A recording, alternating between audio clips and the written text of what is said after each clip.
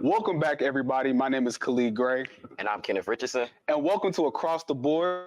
This was originally a segment, a part of Panthers Sports Zone last year, but we're going to come back and make it a show. Today's episode, we're going to be focusing on the homecoming game against Texas A&M Commerce and talking about the offense, the defense, the play calling, everything in between.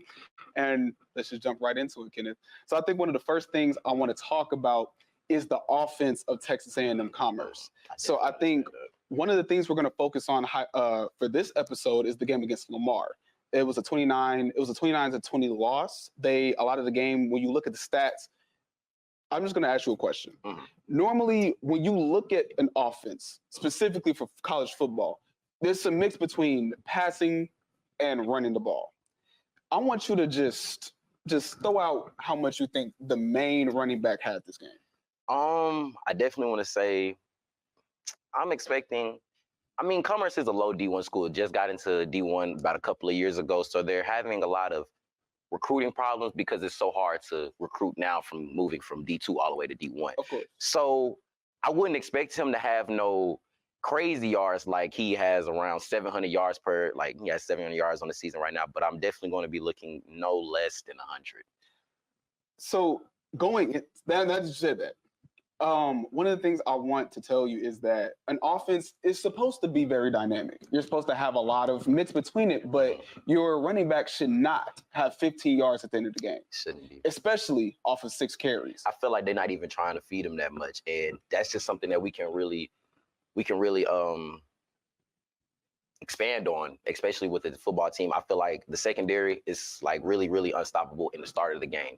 They try their best to, like, when they're well rested and they're really fresh at the beginning of the game, they're getting many stops because there will be so many games, especially I'll take back, for instance, when we played Grambling. When we played Grambling, the first quarter of the game, the first 2 quarters of the game, that first half, it was very solid defensive-wise. The score was close until Grambling started to run off with it. And then now we're playing pick up from behind, and it just doesn't look good overall. So I definitely would say with Commerce, I feel like what we have to really do, especially, is just get in and start at the beginning of the game, really establishing a presence. If they're not playing good on the run, we got to blow it up off rip. If they're not playing good on the pass, we have to blow it off rip, and then we may have to make it count on the offensive end. Because that's definitely why we not doing so much. Yeah, and I'm glad that you mentioned that specifically because when you look at this Texas A&M Commerce team, they're a pass-first team. Mm-hmm. And when you look on the season, their main quarterback, when you look at his stats for the season, he has 9 touchdowns, but to accompany that 9 touchdowns on the season, he has 8 interceptions and has been sacked 14 times. So there's a lot we could dissect about that specifically, but just kind of breaking it down for the first point is that we need to capitalize on their, I wouldn't say failed pass game, but on the pass game that cannot be that isn't that consistent already. You know what I mean? So I definitely would say, like, I agree with you because not only is Commerce only win against a team that we also beat, but their only win is against a team that hasn't won a game all season. And it was a close game. They only won by 6 points. I think they had to go to overtime also. And so I just personally feel as that we can really just get past Commerce because, like, the quarterback having 9 touchdowns and 8 interceptions, that's not a good ratio. It's not a good ratio at all. No quarterback should be having that expected to the season. Yeah. I mean, he's averaging less than 2 touchdowns a game, which is not good for a quarterback overall. And then I'll say also with the 14 sacks, if it's only been 7 games in the season, that means he's getting sacked at least twice a game. Yeah.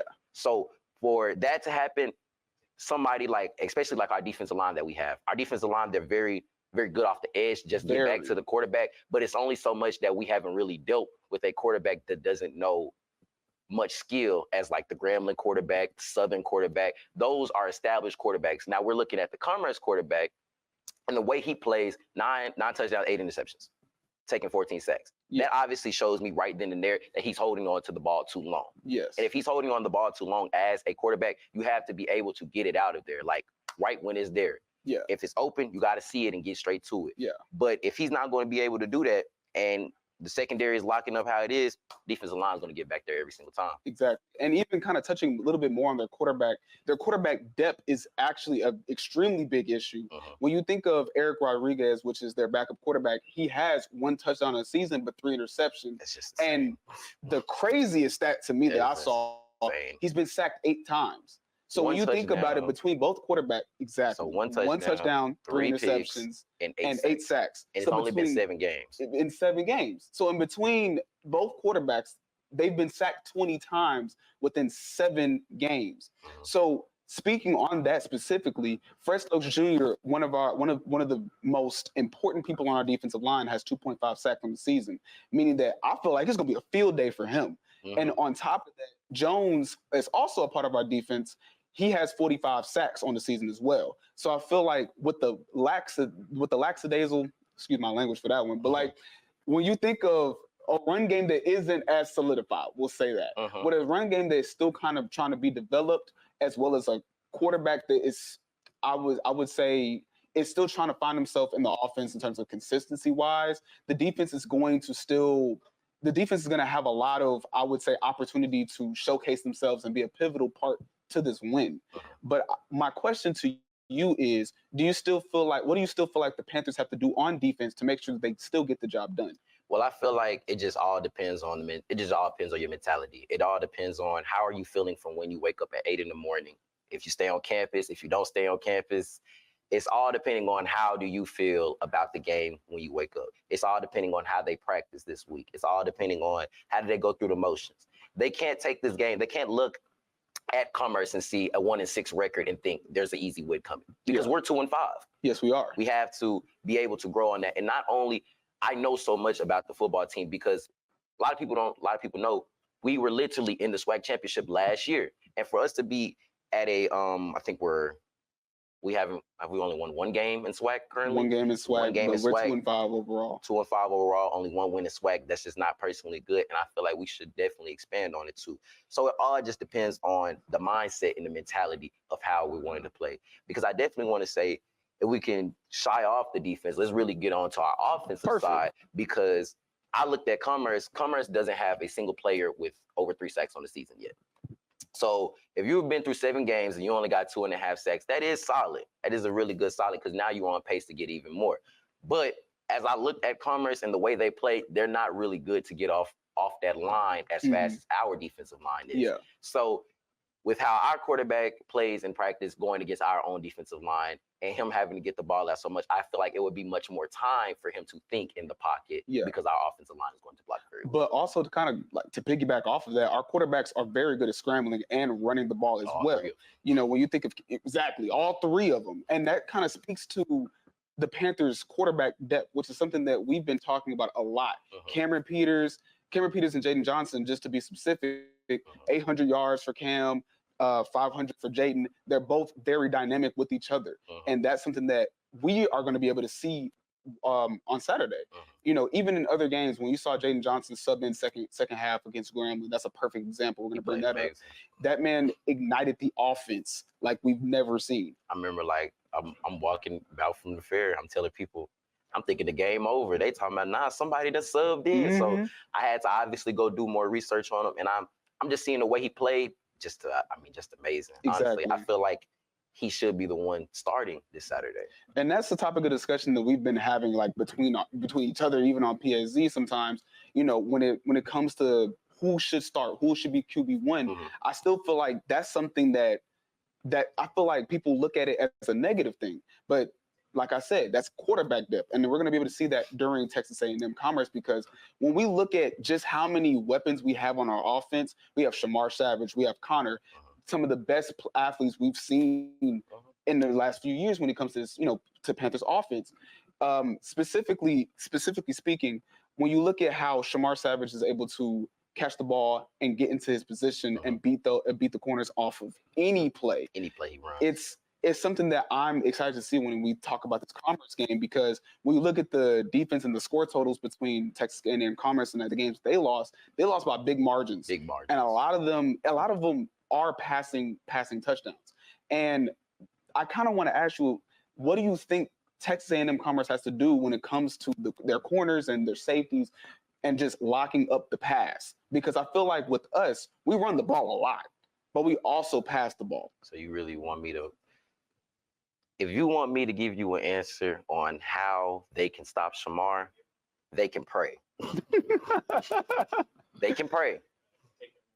They can simply just pray for them. Like, I personally feel that no one is going to stop him. Especially, I don't think nobody in the squad can stop him.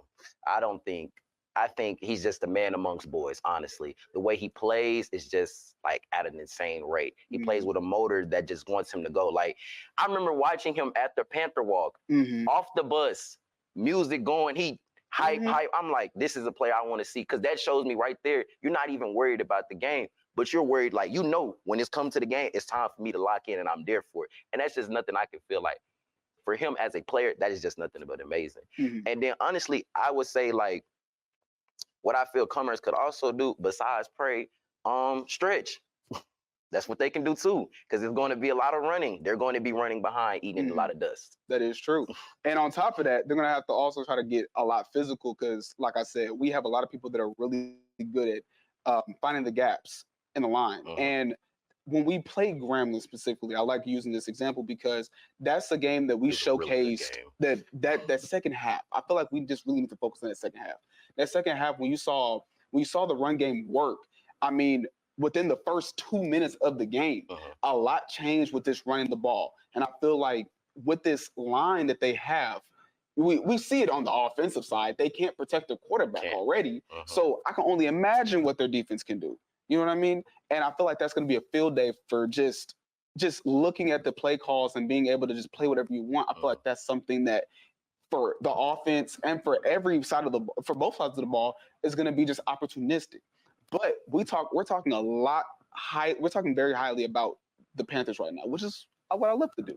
But we also need to focus on the fact that we tend to get complacent. When we played Southern, specifically when we played Southern. I mean, the Southern game, what I can really say about the Southern game, we were up and then we lost the lead. But that's the point. What do we have to do as going into the second half against Commerce? What do we need to do to make sure that we're maintaining this lead and continuing on the defensive and offensive prowess that we show every single first half? Well, I definitely would say that I feel maybe when the game comes, even at halftime, no matter what the score is, if we're down 30, if we're up 30, or if we're tied, it doesn't matter. You can't get comfortable. You can't get comfortable because a lot of things, even when I played sports, I always was told, even at halftime, we would be up. I remember vividly, we were up at halftime in a playoff game, up 40, and our coach came in and cussed us out because he said we were smiling too much. So it's just like, you can't get comfortable with that lead. You can't get comfortable like, oh, we're up 30, because I say it like Graham. Graham was up on us big, and they got comfortable. They did end up winning the game for that. So it's just like a mentality thing. You can't really think to yourself like, oh, it's going to be all right. We're going to be fine. Yeah, we're up 30. We're good. You have to know right then in that moment, say, we have a job to finish. We still have 30 minutes of football to play, and we have to finish out strong. I feel you. And I think my last question, or like my last kind of main point about this football team, is that on talking about being complacent, you see it a lot, but you also, it starts with the huddle. It starts from the huddle, but then it goes on to the field. I think communication is key when it comes to this game. There's plenty of times where, because I'm on the field a lot. I'm on the field, I'm recording, I'm seeing them talk, I'm hearing what they're saying. There's plenty of times where there's miscommunication. So communication is going to be key, but I want to know from your perspective, what part does communication play when it comes down to the wire? Not throughout the game, when it comes down to the wire, because that's when we tend to lose that communication and end up fumbling a very easy win. I definitely would say that with communication, I feel personally that it plays a big role, because in the last moments of the game, especially when it's coming down to the wire, it's loud. Yes. I mean, in stadiums, basketball arenas, it doesn't matter where you're playing. It is loud. If the score is 2-2 and it's a minute left, the stadium is going to be so loud to see who scores 3 or who scores 4. Yeah. So I feel what they have to do in that communication role, you have to start the communication out even before the game. Know what y'all are going to run. Hey, they have to watch film to a point where like they're watching it, they know where the mistakes are. So you can see something, say if you're Shamar and I'm Cam, Cam sees something that Shamar doesn't see. Mhm. So he shows Shamar. And Shamar shows something that Cam doesn't see. That's the only way the communication gets better, because y'all are already looking at it on the film, and now it just has to resemble toward the game. Mhm. And I also can say, towards the end of the game, you can't hear your coach. You don't know what play you are really running. You just Yeah. have to go. Yeah. So if it's coming down to those wires, I definitely would say the composure at the end of the game, especially the Gremlin game, their composure was amazing. Because even at the fact that we didn't score in those first 4 overtimes or something like that, we didn't score at that point, they still stayed composed on the defensive end Yeah. to stop them, because they knew Cotton Bowl was packed. Yeah. Cotton Bowl was packed to the T. Yeah. And so it's real loud in there. Can't hear nothing. Can't really do nothing. It's very open. And so it's a lot of things that a lot of players have to realize in that moment. That's where that will set you aside. Who's the one that wants it more? Yeah. And that's what it's really going to come down to when it comes to communication. And I think something that you mentioned, I think is very important. It's like crowd involvement. Uh-huh. And I think we need, during this homecoming game, I genuinely believe that we need to be out there for our Panthers. Uh-huh. Like, we need to be there to support these Panthers. It don't even start at the game. It don't start at the game. It starts at before. tailgate. It starts at tailgate. It starts before that. The social media posts, everything. The support for the Panthers is something that we need to have this game. So I think that really wraps up a lot of the homecoming stuff, but we have another really important thing to get to, and that's the basketball season coming up. You know, a lot of people are excited about basketball right now. You know, we know what happened last year. I mean, We're not gonna talk about last year. I feel with the basketball team, losing a lot. We lost our star player. We did lose our star player. We lost a very good we lost a very good transfer that transferred right back out.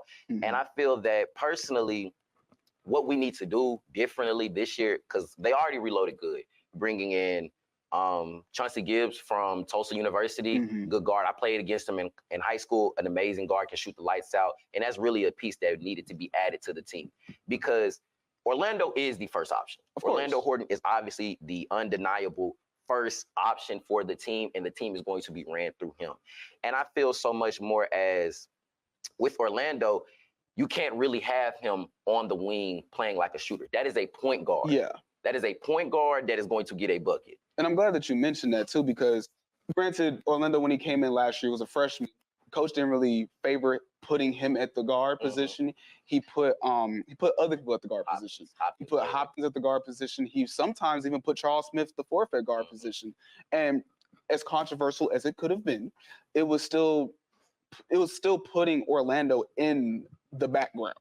And I wouldn't say it killed his development, but I'm saying that coach this year is going to do a very good job of making sure that he's playing that point guard role. But talking about the clientele that we have now, I'm glad that you mentioned it, is that we're no longer the shortest team in the SWAC. You're not. But with that being said, in the collection of people that we lost Brian Miles. Brian Miles, statistically speaking, and watching that man play basketball, was the best rebounder in SWAC. He had multiple 20-point games. He had multiple times where he was out there doing his thing on the defensive side and even the offensive side. So when we talk about just how much we're bringing back this year, the fact that we have size now and that we're able to do a lot more on the defensive end, it's something that I'm glad that we're able to have solved for this year. Definitely. I feel personally with the way everything's going this year, it's going to be looking like a real good year. I mean, everybody's reloaded in the SWAC. Everybody has reloaded, even Grambling. And they went to the tournament. That is true. And so I feel like Gremlin, with them having just like a young team they did have last year, we had a pretty young team also. And for us to bring in new transfer, new faces, I feel like it's just going to make it so much better, because what I can see, even when I went to the Midnight Madness they had, it was a lot of smiling. It was a lot of teamwork going on. And that's what really pushes me to feel like, okay, I can see a basketball team being good at this point. Yeah. Because it doesn't even start with the skill.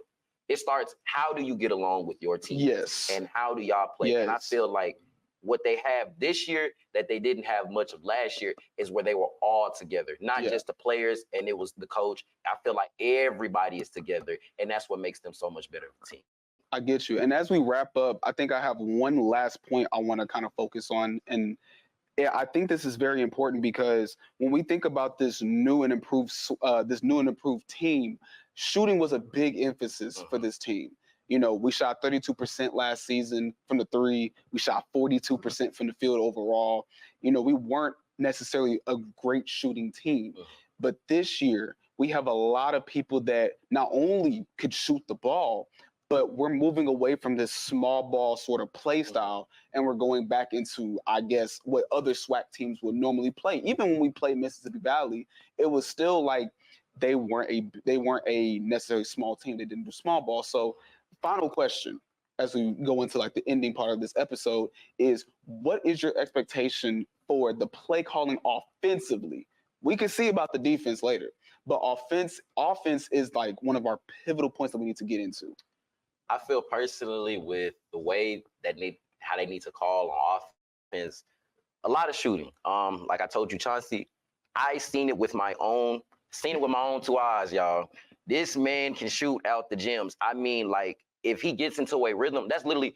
I even go back to our notes from when I played him in high school. Our scouting report says to him, if he makes one, he gonna shoot it for the rest of the game. And if he make one, when he see one go in, he ain't gonna stop shooting and he ain't gonna stop missing. You think he's like you think he's like another embodiment of CJ Lane? I feel like she's Chauncey Gibson.